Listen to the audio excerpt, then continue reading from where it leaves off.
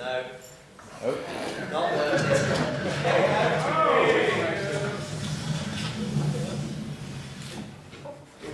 The Literific Reunion!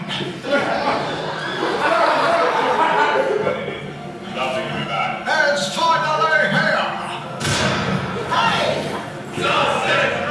Reunited for a debate and dinner! It's alive, isn't it?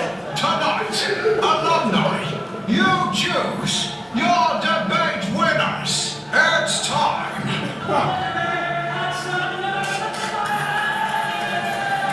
To face Drugs.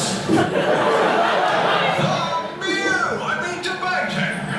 You're a fascist. You're born into such his ideas. Believe in it. He's you're wrong, I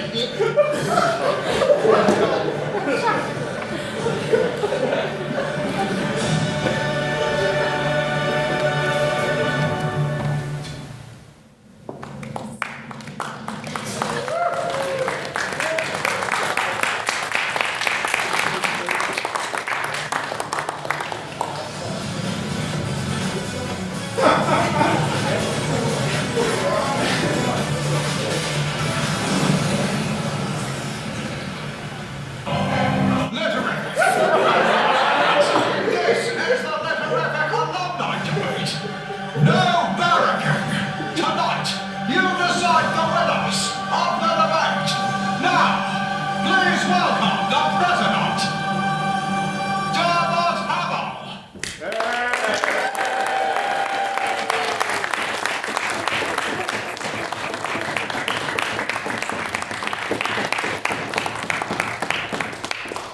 Good evening, members of the House. Good evening. Thank you all for coming. Pleasure to see so many elderly faces here. I'm here as your president of the 176th session. My name is Dermot Hamill, HLM. I've got two, none of the rest of you do. But I declare this the inaugural alumni debate and meeting of the Queen's University Belfast Literary Scientific Society duly constituted and vacate the chair of President Emeritus Olcan.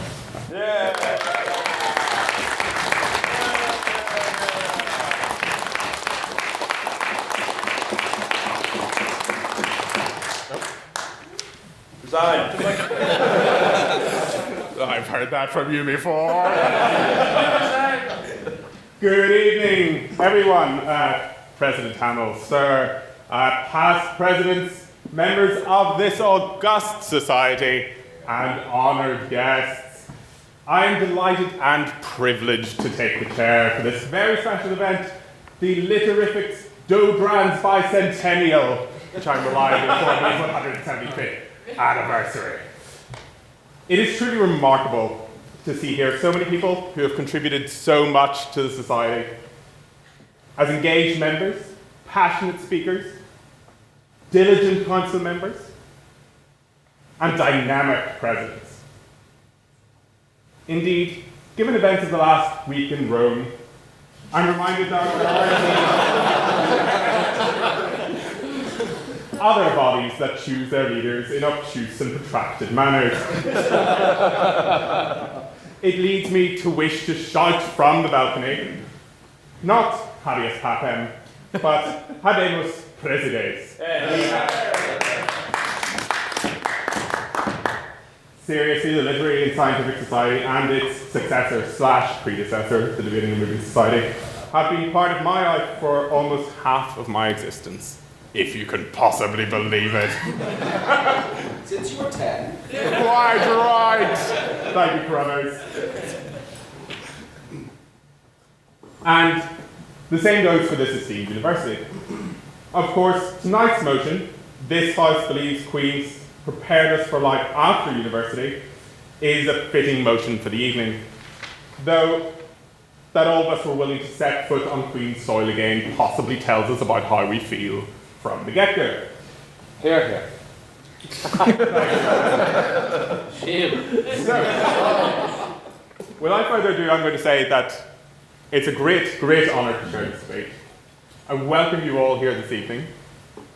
Very many faces that I know, and who I'm very, very pleased to see.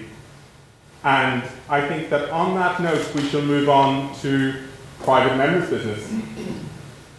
Anybody have any private members' business? Mr. President, Mr. Chair. Finlay.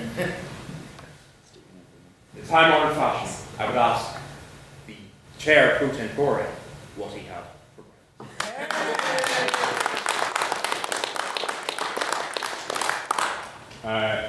Thank you very much, Finlay. My breakfast was a stout, liquid one, as is my custom. That's all I should say on the matter. As Chair of the Literific Trust, it's a great pleasure to be here this evening, and it's my equal pleasure to recognise the inestimable energy and enthusiasm of President Hamill by presenting him with this book. Many of you in the room have signed the book. Anybody who hasn't signed it yet, please do so before the evening is out. And any of you who know Dermot will know the book is probably the most appropriate gift we could have given him for contribution. It's by Edward Carson QC.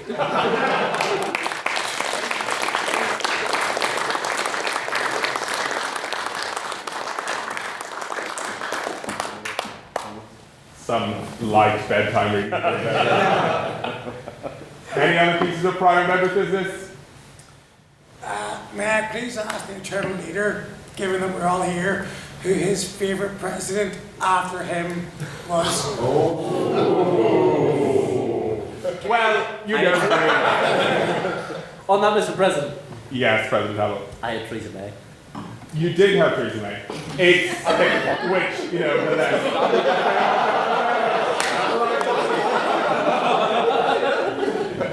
Does Mr. May know? Oh, she knows, Stephen. Baroness Mayfield. thank you very much to our esteemed member for the Houses of Parliament.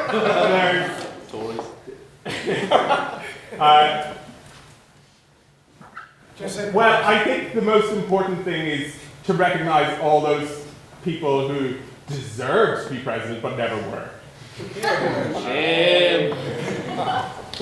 Mostly Finlay. There's any other private members? I think we've conflated private members' business with president's questions now.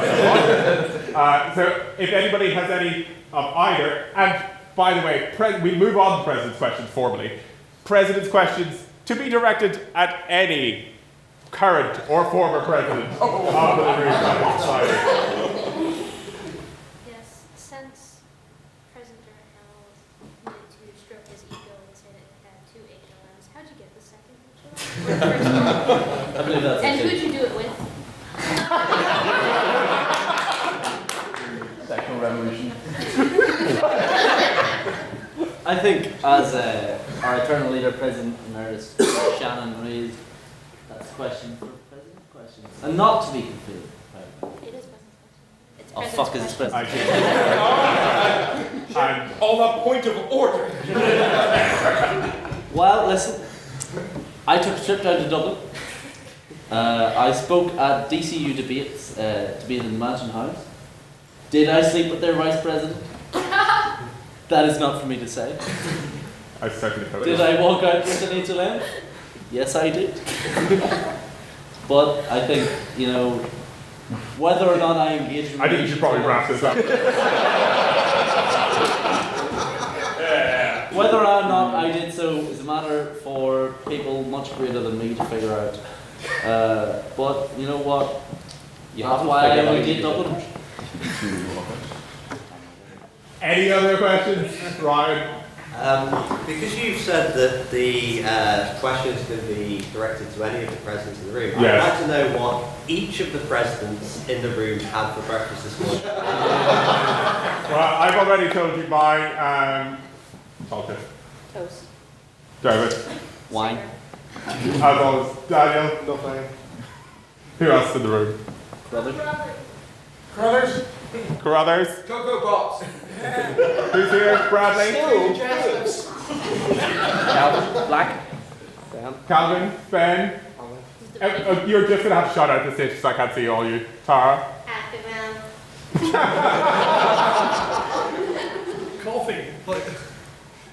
It'd be easier if we did who hasn't been a president. This is pathetic. I took Jeremy Mueller, who's flown all the way from Germany, to the Tesco cafe, and we both had bumper Ulster fries.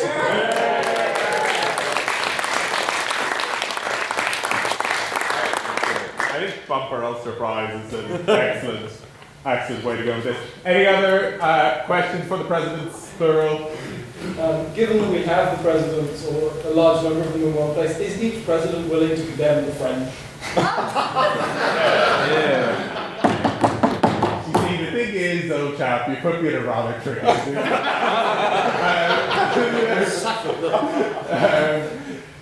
any of the others want to go? I'll go. Dermot?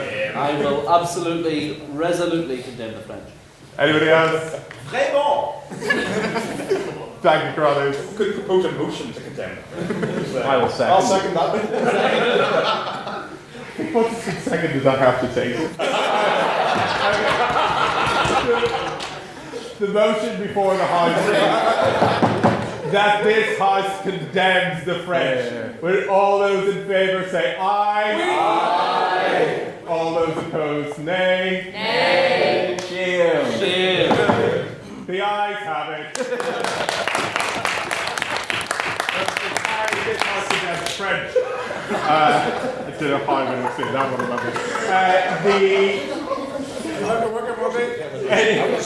I do. Anybody else? Any other questions? This student in the Literific became quite fascinated with Dermot's pimp table in Kremlin. My question for the other presidents is, where would you have your pimp table? In which club? I feel like you should offer context for it. Could you define? Could I perhaps offer context for the president? No, Revolution continues. So pimp table is you get like a VIP table, like in a club, like what pimps get. It's like bottle service. And Dermot got it one night, and we call it pimp table. So what club would the other presidents have their pimp table in? Carlton. Yes, well, I think the less said about that, the better, given the revelations about story background. Anyway. Anyone else want to go? The Ulster Farm Club. The Ulster Farm Club. Anybody else? Ryan Huey. Anybody else? I think we've wrapped that one up. There's any other questions? Well then, I think we'll move swiftly on. We will now move on to the vote of prior opinion. So, the motion for the House this evening is, this House believes Queen's prepared us for life after university. As it stands, before you have heard any of the speakers this evening, could you please, all those in favour of the motion, that this House believes Queen's prepared us for life after university, please say aye. Aye. All those opposed, no. Nay. 50-50. I'm not going to go to another time. Sort of innovative solution. You can't have. We do. The secretary counts with the president. Okay, let's go Eurocrats. Okay, then all those in favour, please raise your hands. Neither. I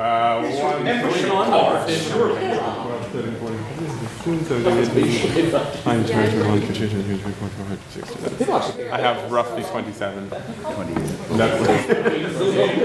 28 noes, raise your hands.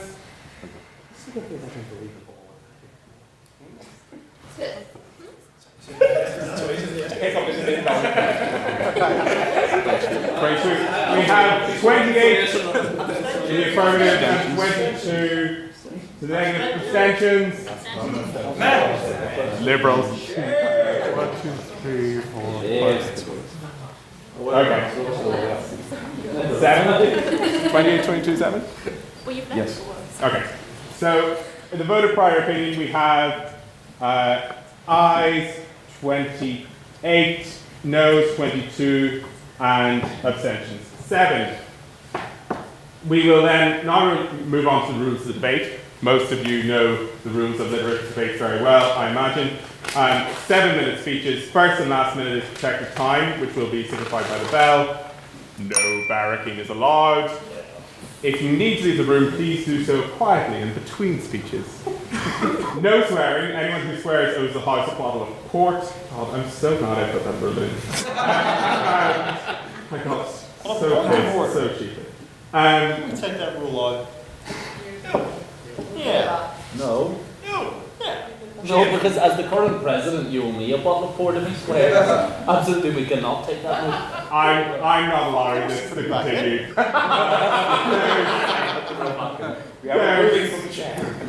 And this is how we will continue.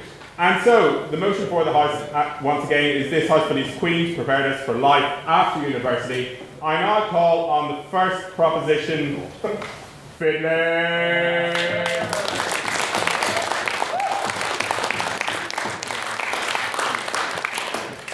He's never liked me. And that's obvious by him actually asking me to introduce the debate. Right, well here we are. It's good to see everyone. Good evening. Thank you all for coming. I'm here to propose the motion that this House believes Queen's prepared us for life after university. And there will be some unpacking, and perhaps some might argue unkindly some time filling to do as I elucidate what that motion presents to us. But first of all, let's just note why we are all here, shall we? We are here on the 175th anniversary of the Literary and Scientific Society. We claim that means it's the 175th session. We're really hoping no one checks. Queen's, of course, was founded in 1845 as the Queen's College of the Royal University of Ireland. The Literific was founded 5 years later, maybe not by E.L. Godkin, but in association with E.L. Godkin. And that bust, or not bust, but relief of Mr. Godkin's profile on the ground floor remains a point of pilgrimage for all of us. So the question is, does any of that matter? Did our experience at the Literific, which I think most, if not all of us here share, in any way prepare us for what came next? And we have to do a little bit of unpacking. First of all, what do we mean by Queens? I know. That's what we're going. By which I mean, most, if not all of us here were at Queen's. But I do not intend to propose, and I do not think my fellow speakers on the proposition intend to propose, that Queen's is synonymous with the strict academic course that we did here. It is the entire experience. It is the course that we studied. It is the life that existed around the course that we studied. It is the introduction to adulthood for most of us living away from home for the first time. And last but not least, certainly not least, because I ran out of space to fill in this bit on my piece of paper, it is the Literific. On that Mr. Hamill. Sir, as many who have been in council know that the Queen's administration, particularly to the Students' Union, have been nothing but an impasse for those of us within the Literific. Are you going to suggest to all of us who have been on council here that that has been part of the Queen's formative experience? And would you suggest that rather what we did in the Literific is because of Queen's rather than in spite of it? Well, the House of Commons Business and Trade Committee, of which I'm graciously hosted by Queen's only 4 days ago in the Riddle Hall, so I'm not going to comment on the Queen's administration. They're a great bunch of lads. Moving on. The Literific cannot therefore be discounted from what we mean by our experience at Queen's. Secondly, what do we mean by prepared? What I'm going to argue that the word prepared means, and what I think my fellow speakers on the proposition, whom I had a chance to check with them, are not going to dissent from, is that preparation means to give us the experience, the personal development, and fundamentally the memories that allow us to constructively encounter and overcome challenges that life is going to throw at us. What it does not mean, the word preparation, is guarantee. And if anyone's going to come to me and say, oh, I didn't get XYZ job, or I didn't have XYZ dream of mine realised, and that's because Queen's didn't set me up, I'm going to argue it gave you a good start in pursuing that. And finally, let's define life after university. It doesn't just mean having a job. It means being prepared. And also, you could argue, as I think was indicated earlier by one of the previous interveners, there's not really any such thing as life after university, given that I'm here. I'm so old now. I feel extremely old. I couldn't fit into my trousers earlier, so old I am. And yet I'm still here. So there's not really such thing as life after university, but what there is life with university. University is an accompaniment to life. It is an augmentation. And I think it is one that is invaluable. So if we go to these kind of 4 categories, starting off with course life. I studied history at Queen's between 2011 and 2014. And the experience studying history here gave me impeccable experience in learning how to talk about books that I hadn't read as if I'd read them. The mere fact of being able to copy a footnote from a book into an essay that you were writing and citing that as if you'd read the original book has been the guiding star of my career in the House of Commons ever since.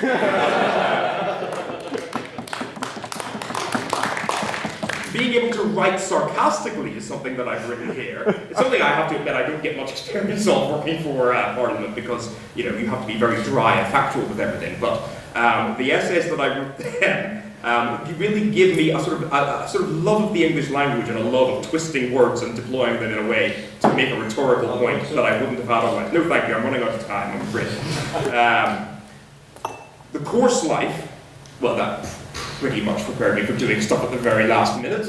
I'm not going to comment on how that impacts upon some of the proceedings in Parliament that you might see today, but I am definitely a crammer, and I think Queen's give me the experience of knowing what I can get away with cramming. Living away from home, I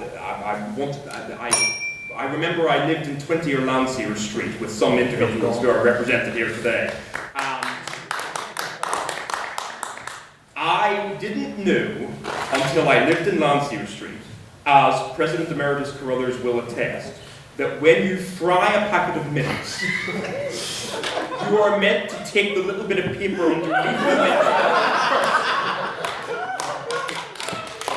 And it was my dinner of lightly sautéed paper that evening, which was one of the mistakes that we have to overcome in our growth as individuals. I haven't got on to thinking about anything about the Literific. I think I've got 10 seconds left. I think my colleagues are going to talk about the value of the degree. They're going to talk about the friends and the enemies that they may need for their employment. And I think President Emeritus, Mr. Toft, is going to say something that will occur to him within the next 10 minutes. Preparation allowed for this. But in conclusion, my argument is that preparation is not a guarantee. Preparation means giving you the experiences and memories that you need to encounter life's challenges. And the array of memories, good and bad, and also things which, thanks to this, are not necessarily in my memory, but I think embedded themselves in my instincts, that I got at Queen's have resulted in everything you see today. And I will leave that with you.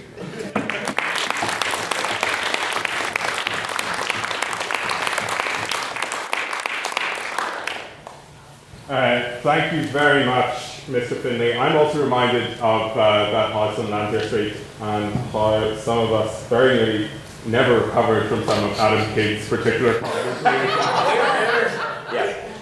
I now invite Matthew Sullivan.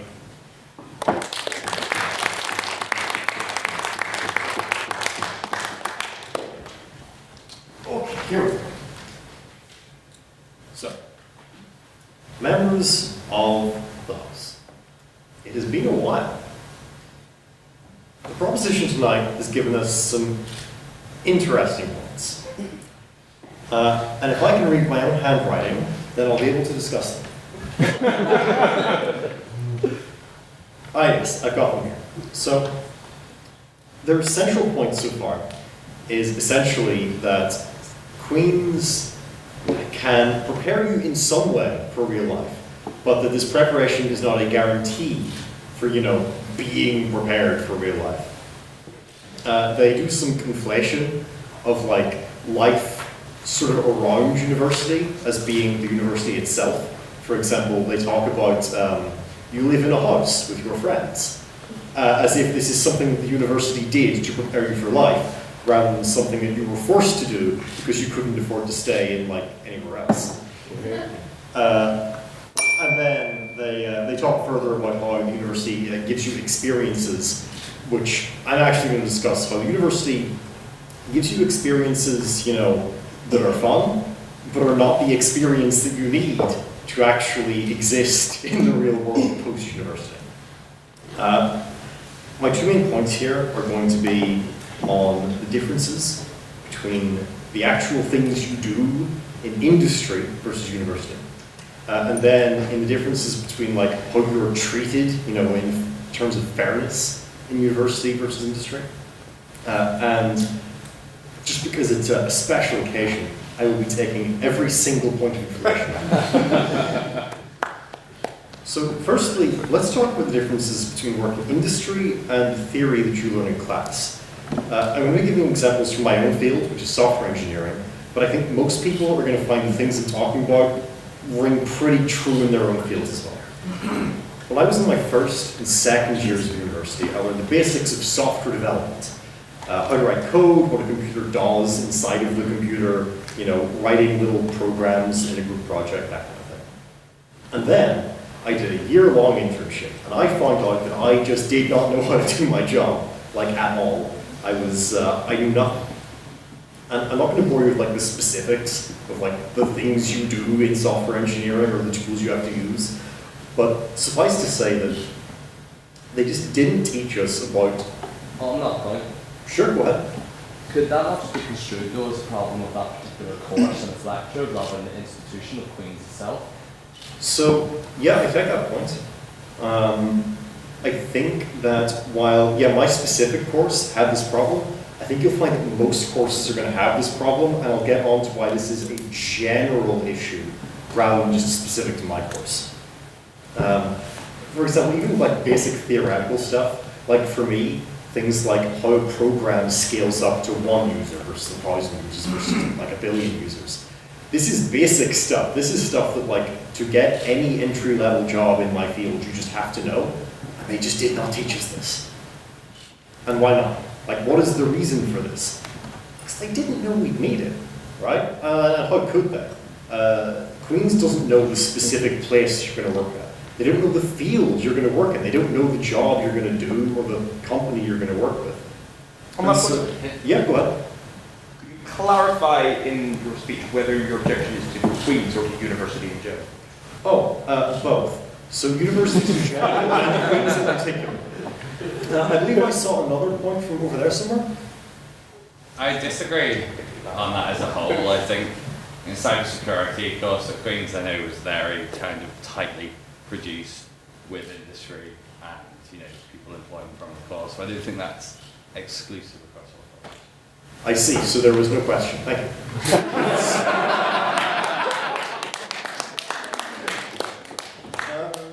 And so I'll go on to why they didn't teach us this. Basically, Queen's, because they don't know exactly what you're going to be doing, and this is for every course, they're forced to teach you kind of a breadth of theory, so they might give you something you might use later. But that ends up not giving you specific knowledge that you need to actually do any work. And of course, there's no real way for them to know what of like 1 billion emerging technologies you're going to need 3 years later when you actually graduate your course. And so, fundamentally, my point here is that there is no substitute for real-world experience. And that's something Queen's doesn't really have a way to overcome. Like, their best efforts, for me personally, was they got us to do these year-long internships. But even then, a lot of students, like, go to these internships, and like the first speaker of the proposition was saying, there's no guarantee this actually works out. You know, you end up going to some place that treats you as cheap labor rather than actually teaching anything. And so even their best effort is unreliable and ultimately for most people falls short. I'll get on to my second point, which is fairness. Universities, in general, at least try to be fair, like most of the time. Your lecturers are incentivized to help you get the highest grades possible. When your work is graded and your performance gets evaluated, it's pretty meritocratic. Like, the exam markers don't know who you are. They're not even allowed to know your name. Most of the time. And you're not going to get an email one Friday saying, we are expelling 10% of the students from your course. Can I accept this? Are these not all good things about Queen's, that it's meritocratic and didn't randomly expel you? Oh yes, see, this is actually good. But you see, this doesn't prepare you for real life. Because many things in real life are actually not when it's not perfect, which it often isn't, has something of a duty of care towards you as a student. You're paying them for a service, they're providing it. And then you have work. Your employer can replace you in a flash. Your performance is graded by a guy who sits in the desk behind you and might just not like you or not know who you are. There's no clear way, usually, to measure how well you're doing other than, like, vibes. And you can end up probably in this situation, probably most people will eventually get this, where you get the email that says, by the way, we are firing 10% of the people in your department in 1 month. Have fun. To conclude, very quick, I'm not saying Queen's is bad or universities are bad, but what I'm saying is nothing can really adequately prepare you for whatever your next stage of life is. Primary school, you prepare for secondary school for university, and so on. And even though they try, because there is no substitute for real-world experience, and because Queen's cannot provide you with real-world experience, Queen's simply cannot prepare you for the real world, much as they might try. Thank you.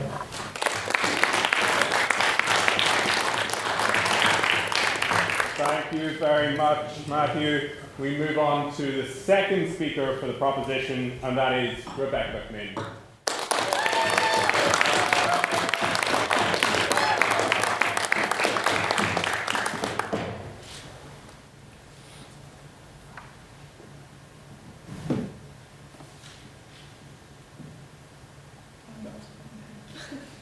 Hello everyone.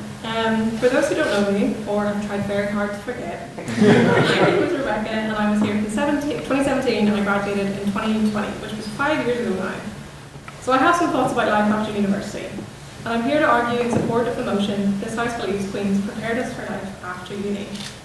Looking at the complicated world around us, it's easy to wonder if the lectures and assignments actually prepared us for life beyond it all. But I'll argue that the answer is yes, that our time in Queen's did in fact equip us with the experience to thrive beyond university. First and foremost, the obvious benefit of university, the actual education.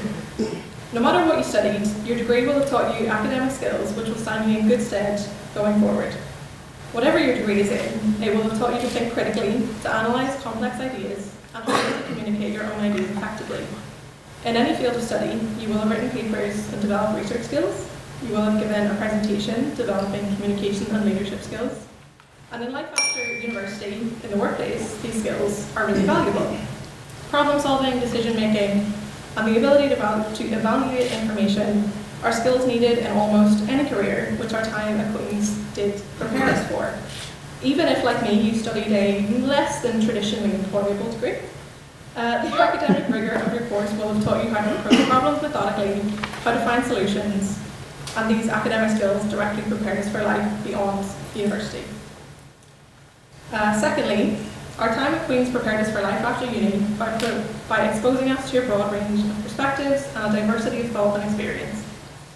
Universities are a pretty uniquely diverse place. It's never easier to meet people from all over the world, from different backgrounds to your own, with different beliefs and opinions. And I know that this diversity of experience and opinion helped me to develop an outward-looking mindset and an openness to different people and different ideas, which is so important in today's world. I know that for me, before I came to Queen's, I didn't have much experience meeting people who were very different to me, and I'm sure that's true with many of us. And at Queen's, that changed. And now in the workplace, like most people, we all have to collaborate with people from all walks of life. And our time at Queen's of learning how to live and learn with other people, of being open to other ways of thinking and doing, prepared us for this. The ability to understand different viewpoints, communicate well, and network easily with those around us prepared us for the workplace beyond university, and I would argue has made us more open and interesting people, not just in the workplace, but in all walks of life and all duty. The ways in which Queen's prepared us for life beyond graduating are not just about academics or career prep. As our first speaker said, university is more than the degree, it's about the whole experience and the time of life, which is about personal growth. I know that during my time in Queen's, the lessons I learned outside the classroom are the ones which gave me the most value. Importantly, developing resilience and overcoming failure. Whatever you studied, no, thank you. Whatever you studied, your degree was probably not easy, and you'll have faced challenges that tested your resilience and adaptability. That first disappointing essay or the first exam you really struggled with, these challenges provided opportunities for growth and development. And university provides a relatively safe place in which to try and to fail, and so you can go on to learn with safety nets and support in place that are not often found outside the university environment. And beyond academics, university offers chances for personal growth, to try new things and to take risks. You can try sports or skills or activities at university that you would have never tried otherwise. The Literific is a perfect example. Before I came to Queen's, the thought of speaking in a room with this many people would have been a nightmare. I'm sure that's true of many of us. But I was able to try something new and a bit intimidating in a safe environment, and I discovered that I was capable of something that I wouldn't have otherwise thought.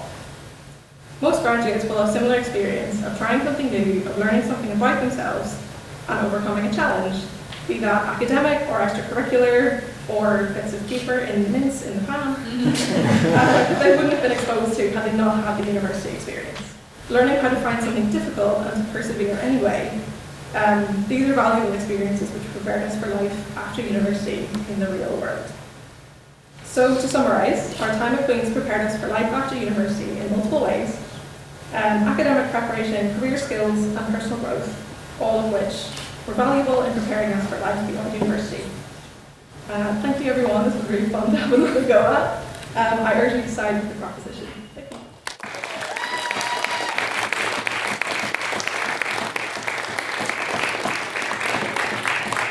Thank you very much, Rebecca. We now move to the second speaker for the opposition.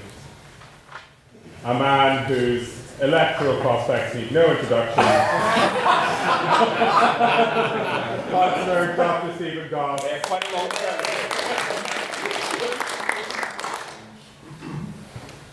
Eternal Leader, Mr. President, sir, members of the House, survivors of Queen's University.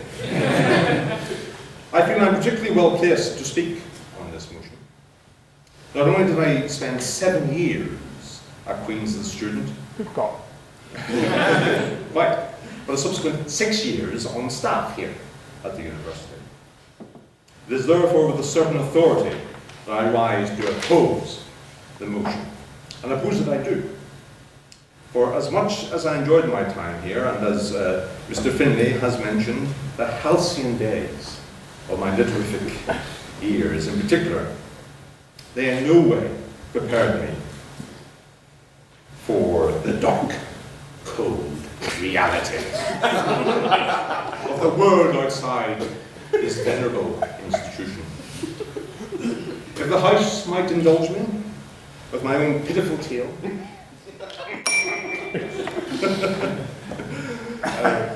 having entered Queen's, I had no desire or intention of leaving it. History was my vocation. I was more than happy to spend my working life in a revered institution, educating future generations who don't know what they want to do, so opt for a history degree.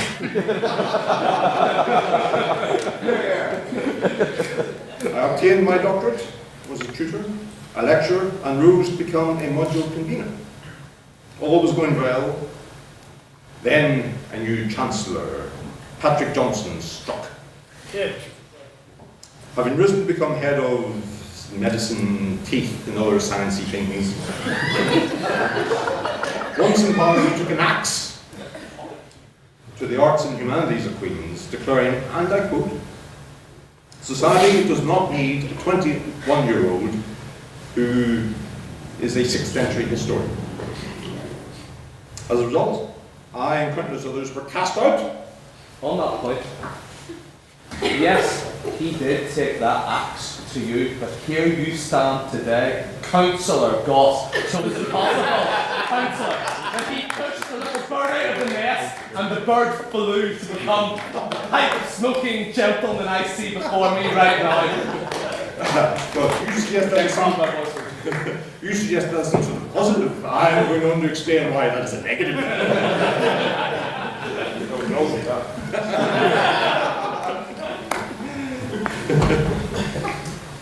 So as I said, cast out, I was forced to fend for myself and to for a few years made a living doing jobs for which a doctorate is entirely superfluous. And yet, having encouraged me along the way and happily accepted my fees, Queen's left me with a skill set and qualifications largely redundant in modern society. You do not need a doctorate in order to be a councillor, especially if you're a reform councillor. And so, despite being a published academic historian, I am now making a living as a populist. Historian, pouring myself out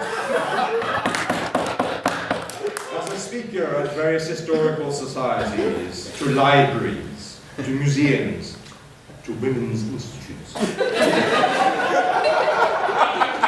I won't complain about the tea test.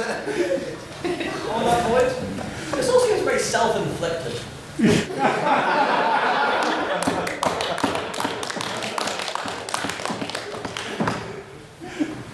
I did not choose to leave Queen's, I was forced out. Yeah, it's not that, look. Nobody. Sorry. Give him cherry my committee. Hey, Barry.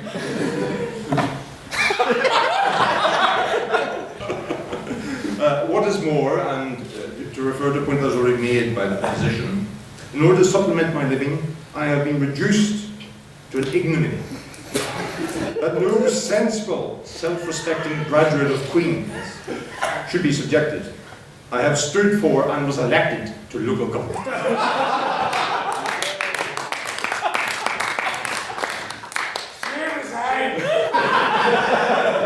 Not quite. Various Literificans have been elected in the past. We count amongst our number members of the Parliament of Northern Ireland, real MPs that were elected to Westminster, and members of the Northern Ireland Assembly. Yet, there is no one here this evening that would suggest that the quality of debate, discussion, and deliberation in these other inferior bodies is equal to that to be heard in this House.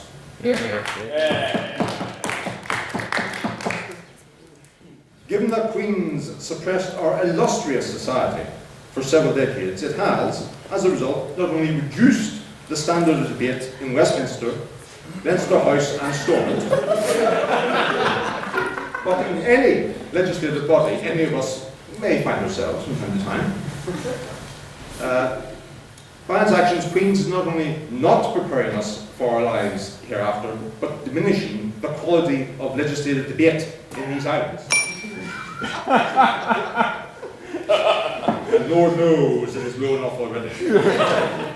Many of us here tonight will remember that the Right Honourable Sir Anthony Cllr declared that the top three priorities were education, education, and education.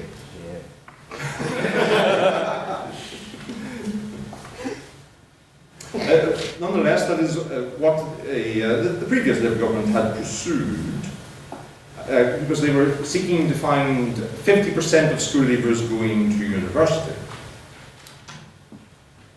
Our alma mater here fell into step with the rest of the universities and foreign polytechnics across the UK and endeavoured to deliver this vision, yet were as that left us. Venerable institutions such as this have spent a quarter of a century under the promise of a better future, when what all Queen's and other universities of its ilk have done is churn out graduates. Queen's has contributed to the state of affairs we now find ourselves in, where a bachelor's degree is effectively the equivalent of A-levels a generation ago, and a master's is new bachelor's. And so, in reality, members of the House, many of us that pass through Queen's, and of course other universities, would actually be better off learning a trade, given the shortage of skilled plumbers, joiners, and bricklayers. Therefore, I put it to you that those of us that have passed through here have only benefited from education here, in the sense that we now have a sense of superiority over graduates of UU.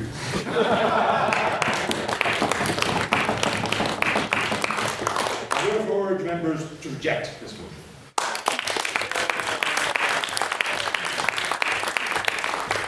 Thank you very much, Councillor Goss, for that tragic story of your descent. I now call upon Daniel Toft.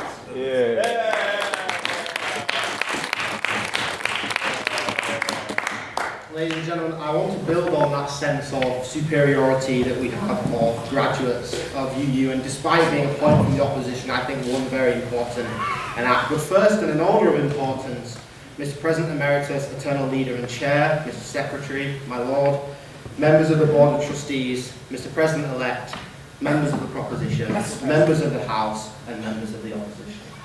Firstly, allow me to thank everyone involved in the organisation of this evening's event, particularly the great-grandfather of the Society, and the man that no one can get rid of, Mr. Ryan Hoey. But in line with Literific tradition, I only found out I was doing this debate a day or so ago, following a message from Mr. Hoey in his usual blunt, straight-to-the-point type of speaking, quote, fancy speaking on the alumni debate on Saturday. And I thought, the alumni debate? The debate for us bygones and has-beens. By God, I'm old. I'm not going to try and defend the value of a course at Queen's, frankly I can't.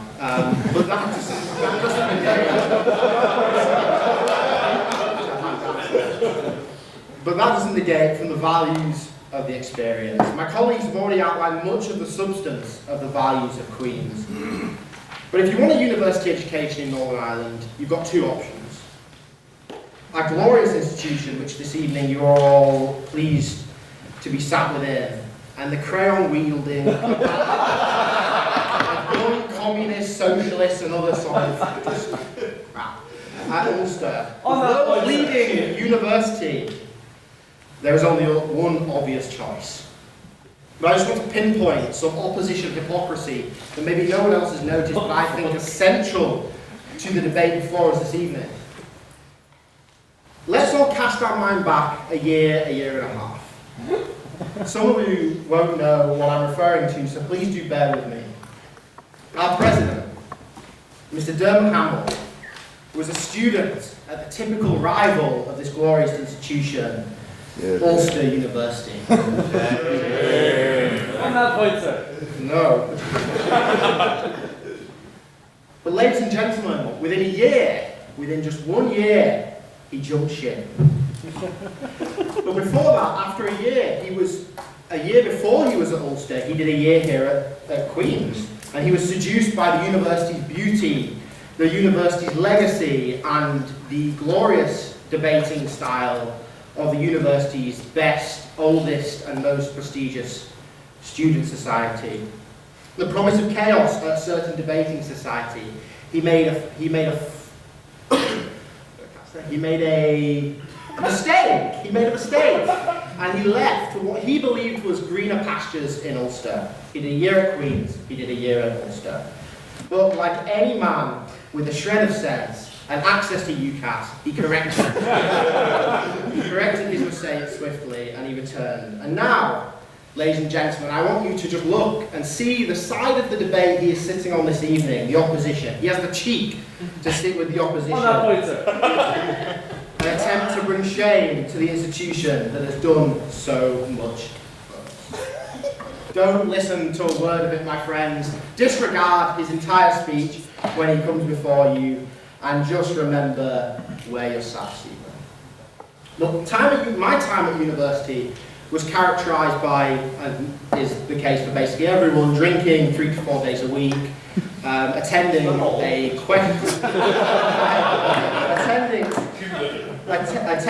questionable amount of classes and devoting most of my free time to becoming a council member of this society. On that point, do you currently spend most of your time drinking, occasionally showing up to work, and running for council members? Well, I'm unemployed, so...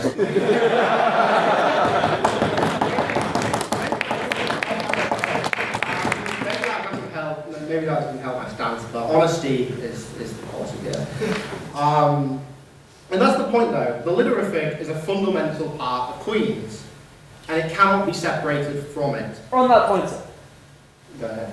You yourself, whenever I served on the York Council, spoke extensively about how Queen's University, in particular its Wayne Students' Union, was an absolute obstacle to your position as president.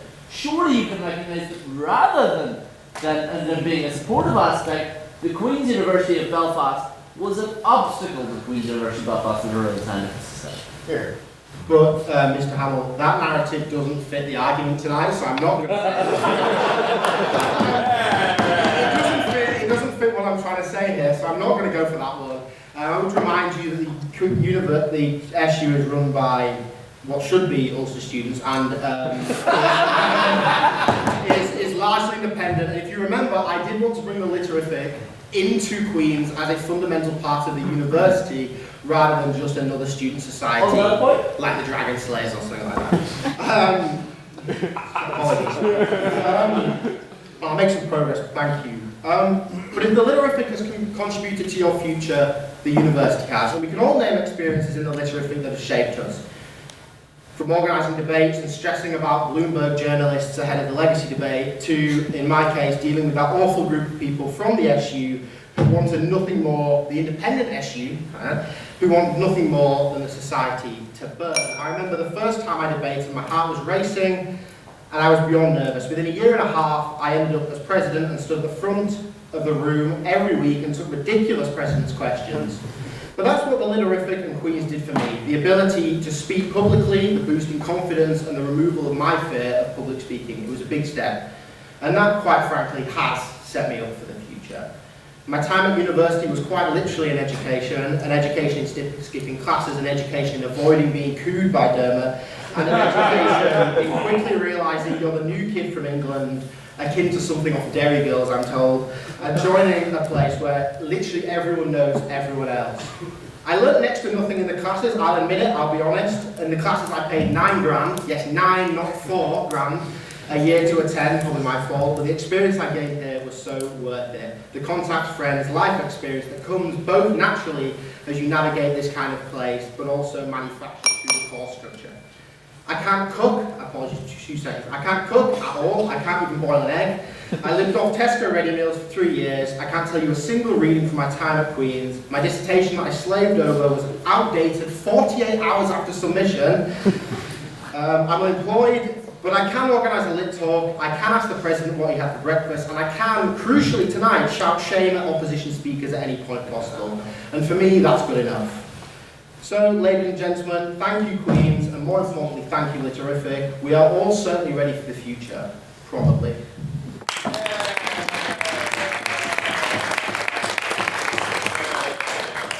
Thank you very much, President Emeritus Toft. We now hand over to another President Emerita, Tailte McSparron.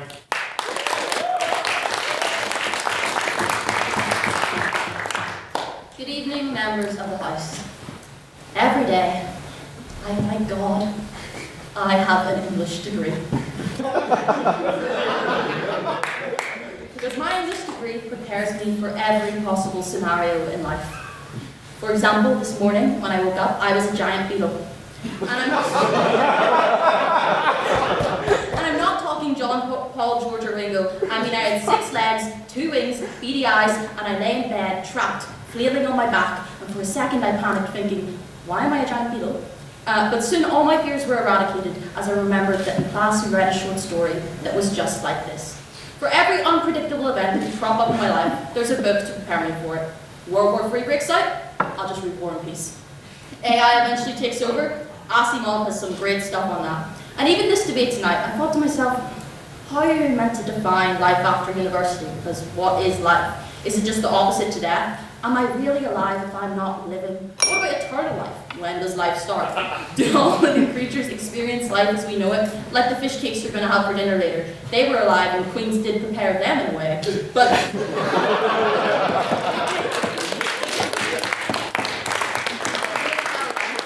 seems like so many endless questions that are never going to get cleared up. But then I remembered that English literature gave us the answer to life at the universe of everything, and that of course is 42. The reality is that the only certain thing in life is that there are no certainties. Life is unpredictable, it's undefinable, and it's unimaginable. University prepares you for life in a bubble, but that bubble will eventually pop and you'll find yourself unprepared once again. I myself am 5 months clean from being an English student. 22 years old, freshly out of Queen's, I'm perhaps in the best position to answer this question for the House. Was I prepared? No. The working world is even worse than I could have ever possibly anticipated. I was looking for a job and then I found a job, and heaven knows I work for the civil service child maintenance department, so my whole job is basically getting screamed at by one parent because they don't want to have to pay for their kids, and then getting screamed at by the other parent because the other parent isn't paying for their kids. And somehow, in every situation, it's my fault. On that point, well, it depends on the case that you're dealing with at the time. You talked about it earlier. It doesn't depend on the case they're dealing with at the time. They're always angry, okay? There are hundreds of us working for this department. A lot of them much older than me, and a lot of them much more educated than me, Olcan McSparron. Many of my colleagues have master's degrees from Queen's, and yet we're all still stuck in the same position, at the bottom rung of the civil service, hoping to maybe be permanent, or maybe just seeing it as a means to end with no end in sight. There was a time when having a degree from a Russell Group university like Queen's was a golden key that could unlock you a relatively middle-class existence, but in the modern world, more and more people are getting educated, and there's simply not enough graduate jobs to go around. All Queen's provides you with is an education, and that's all it really should do. Queen's cannot prepare you for life because life is not something you can prepare for, and it can't prepare you for a career because the world of work is so sorely disappointing that if we knew what we were signing up for, we probably wouldn't even do it in the first place. They say life is one big rat race, a competitive struggle for wealth and power. And I have to agree, maybe university used to teach those rats how to solve the maze and win their cheese, and those educated rats would live happy, cheesy lives. But now we're teaching rats how to solve the maze, and there's not even any cheese at the end. So the rats may as well just go on the dole, or become singers of songs and tellers of tales, or become influencers if they really wanted to grade themselves. Rats aside, it has never been the job of Queen's to prepare us for life. It has only been to educate us. Education more than anything gives you an understanding that life is impossible to prepare for. As Socrates said, true wisdom comes to each of us when we realize how little we understand about life, ourselves, and the world around us. The proposition can argue all that they want, that they felt prepared for life, and that their education is what provided this. And I have to admit, they all seem like very prepared individuals. Actually, I want to call out Daniel Toft, because if you like Queen's so much, then why'd you go to London School of Economics for your masters? And lastly, I want to call out the last speaker on the proposition who hasn't spoken yet, because it just so happens that he is my big brother. And no matter what lies he might spin to you, no matter what rhetoric he might entice you with, do not believe for a second that he is prepared for life after.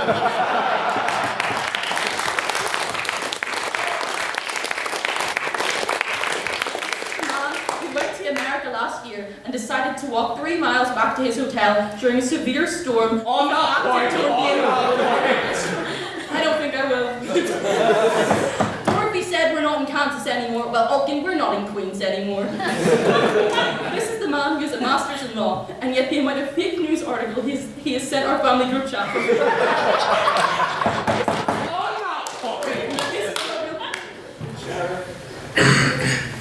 Yes, I do sometimes accidentally read a movie web article and think it's actually happening as a movie, but in politics terms, I don't.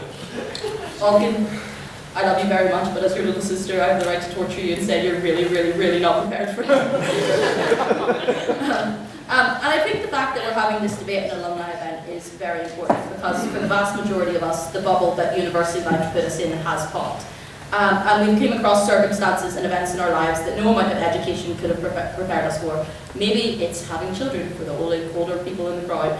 Maybe it's the death of a loved one. Maybe it's waking up one day as a giant beetle. But for just one night, you can come back to Literific and feel the freedom, the fun, and absolute ignorance that is university life. Thank you.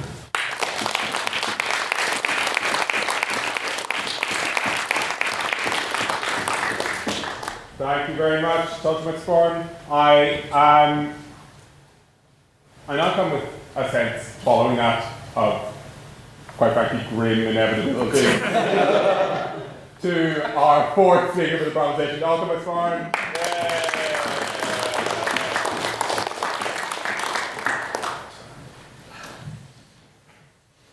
Members of the Literific, guests, friends, a few enemies.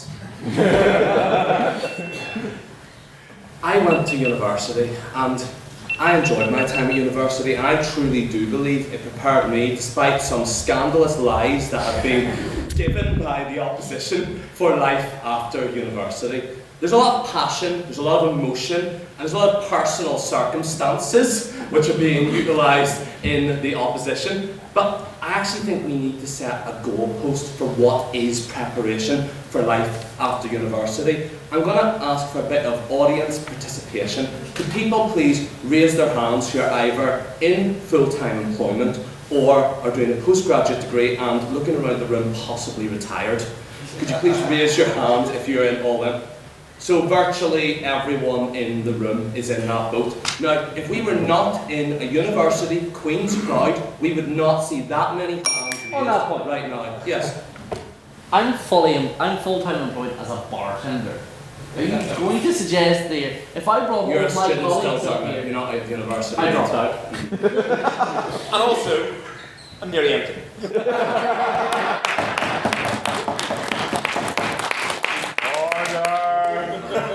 Tory.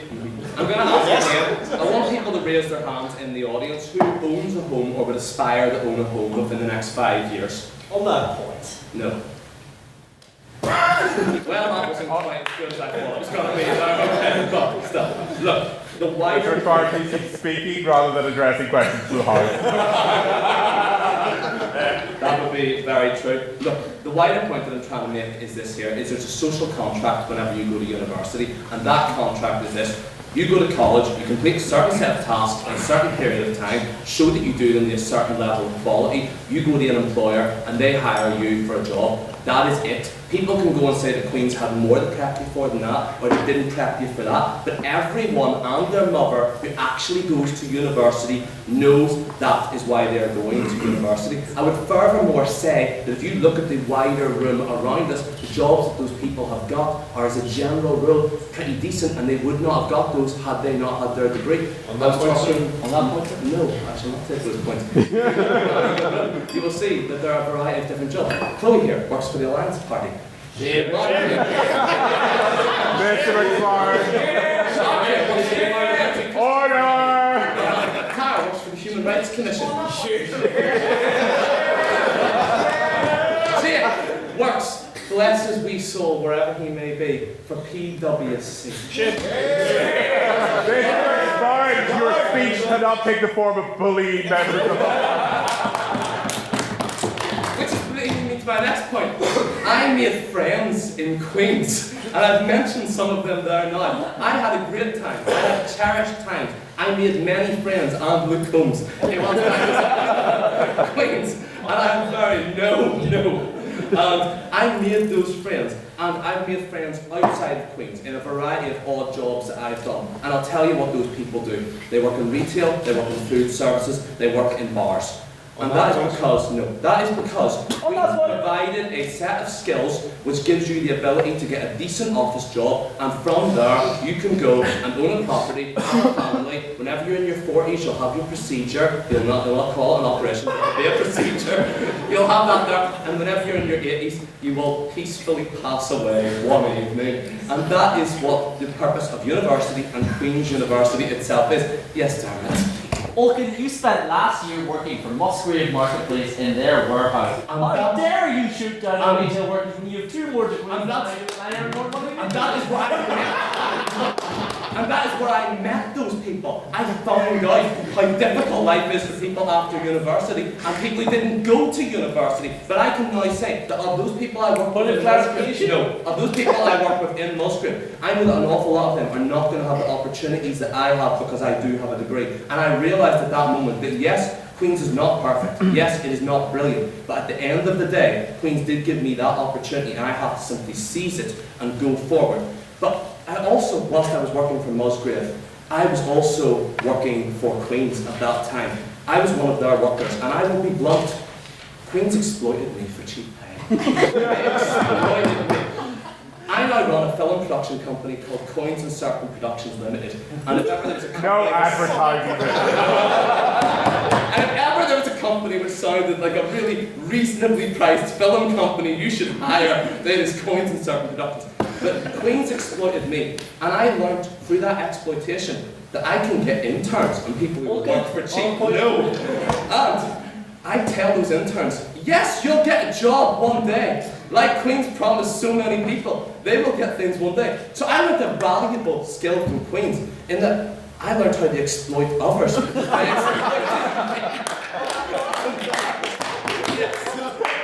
Mr. McSparron, you served on my council while I was president. I think maybe you can't see the true veil because while I was president, I in turn exploited you to get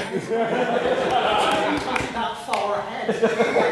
You actually exploited Morgan Hickman, who went and got another job, and then I went and said, you know, someone's going to take one for the team, and jumped in to help with that council. Yeah, that is what happened, correct. Thank you very much.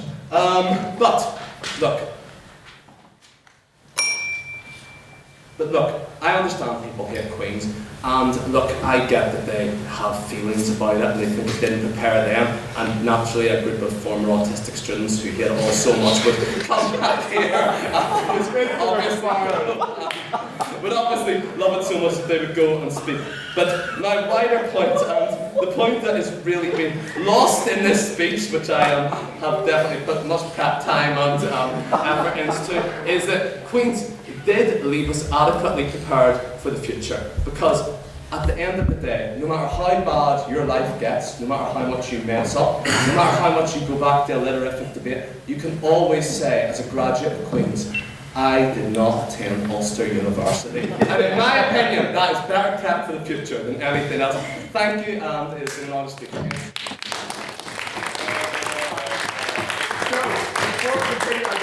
I'm going to give Mr. McSparron the opportunity to retract something he said in the last bit of the speech.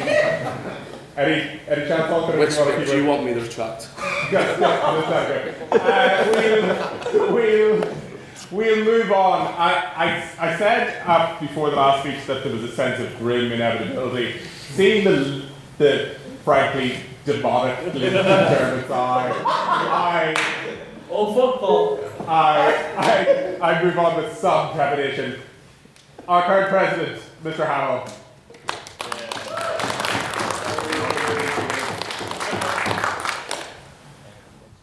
I think it ought to be pointed out that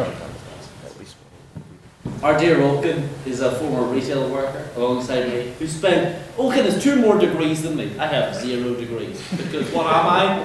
I'm a dropout. I am not only once dropout, I am not only twice dropout, and more than likely by the end of the year, I will be a thrice dropout. And yet, Olcan worked in retail and earned less money than I did. Important to be on the table. Let's also look at the rest of the proposition. Daniel, dole merchant.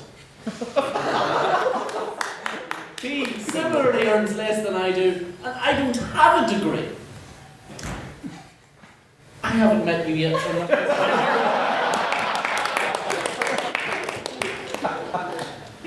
and to be honest, I'd say you earn a lot more than I do.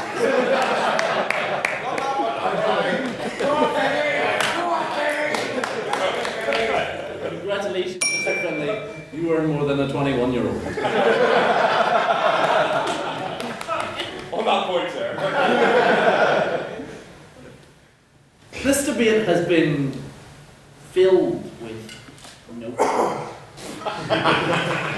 notions of what you can earn, what you can do with a degree from the Queen's University of Belfast.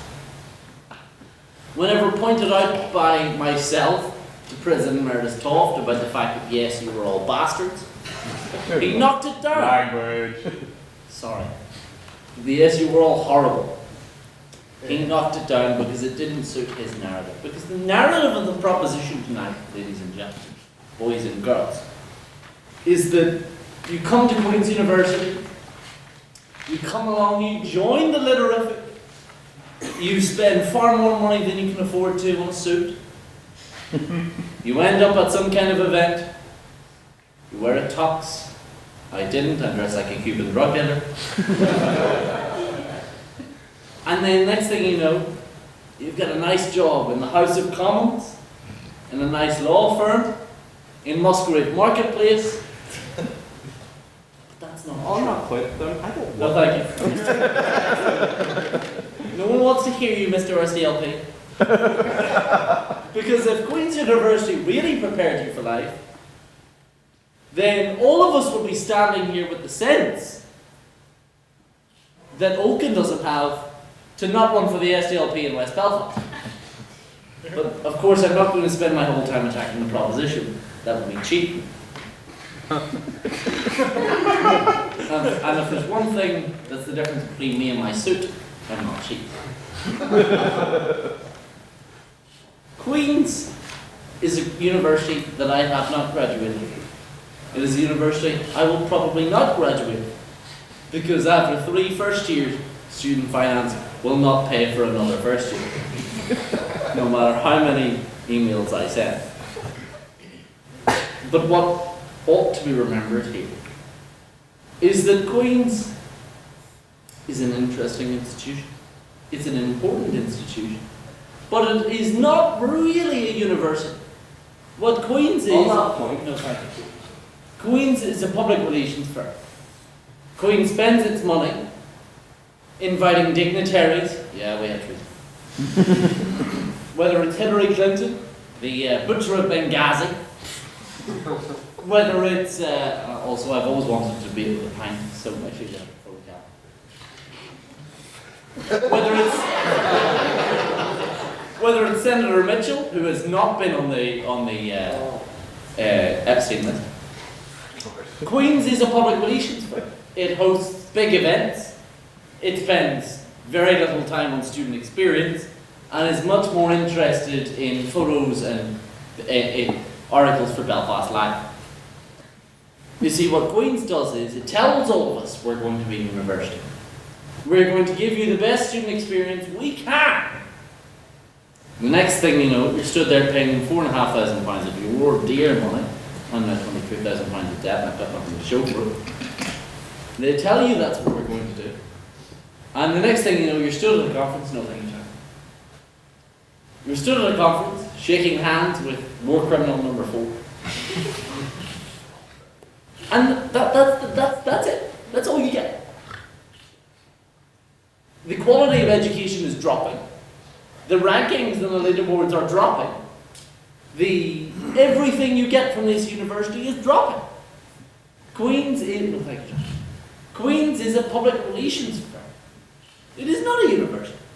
Because a university wouldn't spend all of its money inviting over dignitaries of the world, whether it's the Prime Minister of Finland or the Ambassador of this or the Ambassador of that, whether it's Mr. Paul Snell. I love you too.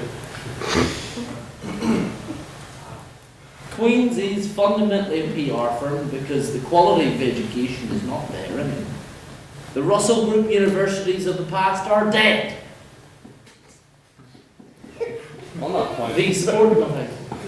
The support for student societies is gone. It is the only university in the UK where the students' union is not independent, it is run by the university. This is a PR firm that we all happen to pay £4,500 a year for. And what did they do this week? What did the heads of Queen's University do this week? They called upon every student currently at this university to pay more money for their degree. As their rankings in the leaderboards drop, they called for more of our money to put us in more debt so they can spend more time bringing George Mitchell over for his last visit in Northern Ireland. There's been about 6 of those so far. Like your degrees.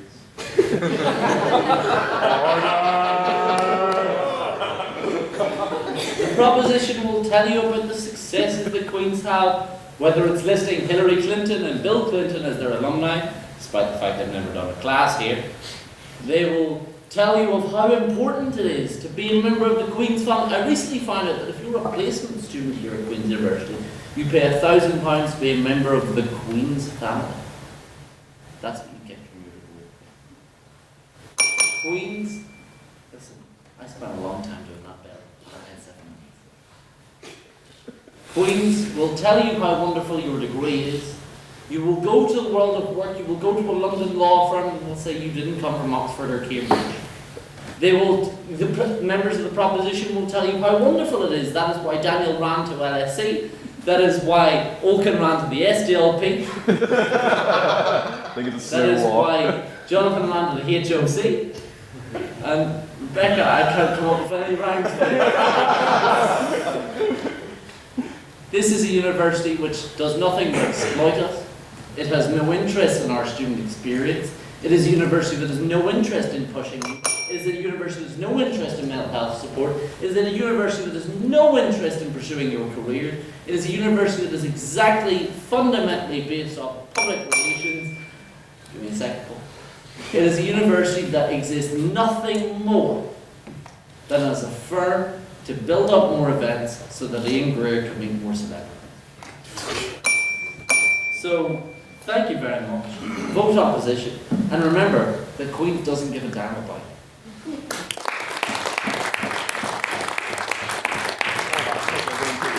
Thank you very much, President Hamill. We are short for time and therefore going to dispense with points from the floor. You will have adequate opportunity to discuss all the points raised in the debate after the dinner this evening. I trust that you will. And therefore, we move on to the vote on speaker ability. All those in support of the proposition, please raise your hands.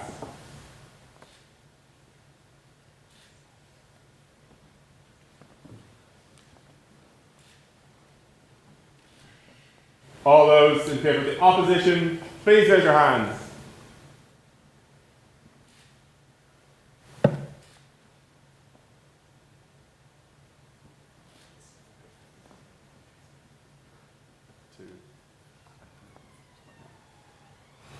Abstentions? Whoa.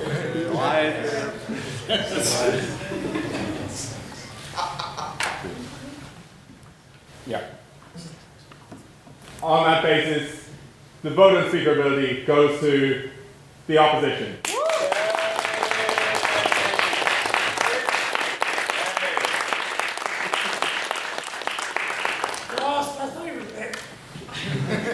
Everyone, honourable members of this society, presidents, current and past, I am truly delighted to see that the standard of debate is as high or low as ever been in this society from that debate this evening.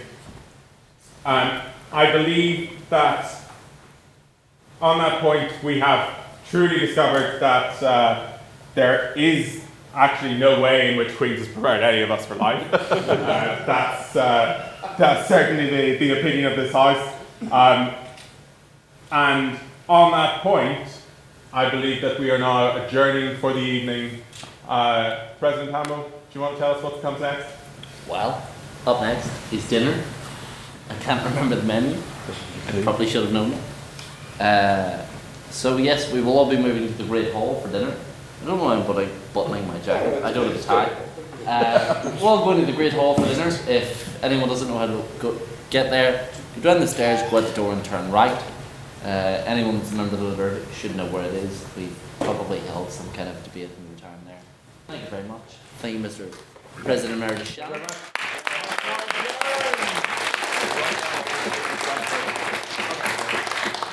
And can speakers make sure they get up the front for the hall? How do you find that? Yeah.